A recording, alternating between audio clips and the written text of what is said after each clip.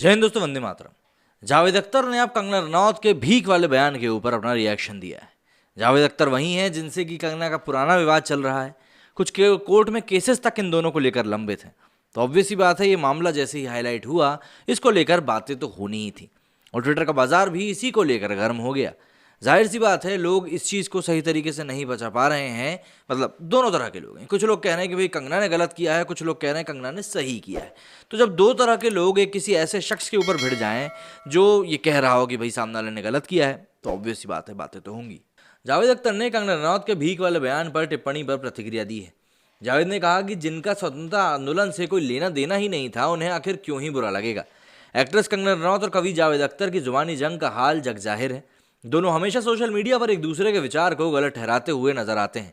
फिलहाल ये काम जावेद अख्तर ने किया है। लेखक जावेद अख्तर ने कंगना को उनके ही बयान पर निशाना बनाया है।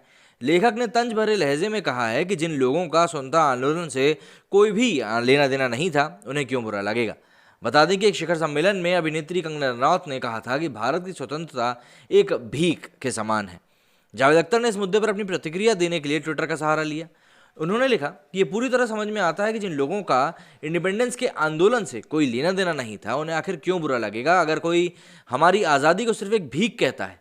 कंगना रनौत को उनके इस बयान के लिए कई लोगों ने खरी खोटी सुनाई है। उन्हें बॉलीवुड कलाकारों के अलावा कई राजनीतिक नेताओं ने भी डांट लगाई है। अभिनेत्री के खिलाफ पुलिस में शिकायत भी दर्ज कराई गई है। बता दें कि पद्मश्री पुरस्कार से सम्मानित कंगना रनौत ने टाइम्स नाउ समिट के दौरान कहा था कि खून बहेगा, लेकिन ये हिंदुस्तानी खून नहीं होना चाहिए। वे इसे जानते थे और उन्होंने इसकी कीमत चुकाई थी। बेशक ये स्वतंत्रता नहीं, केवल एक भीख है। साथ ही अभिनेत्री ने कहा कि हमने 2014 में वास्तविक स्वतंत्रता प्राप्त करी है। उनके इस बयान के बाद भाजपा सांसद वरुण गांधी ने ट्विटर पर कंगना की टिप्पणी का एक वीडियो साझा किया।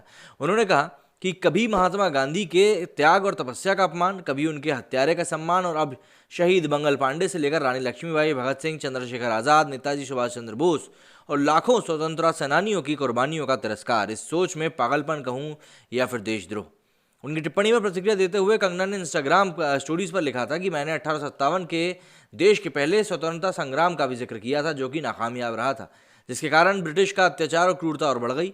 हालांकि लगभग 100 साल बाद हमें गांधी जी के भीख मांगने पर आज़ादी मिली, जा अब रो अब।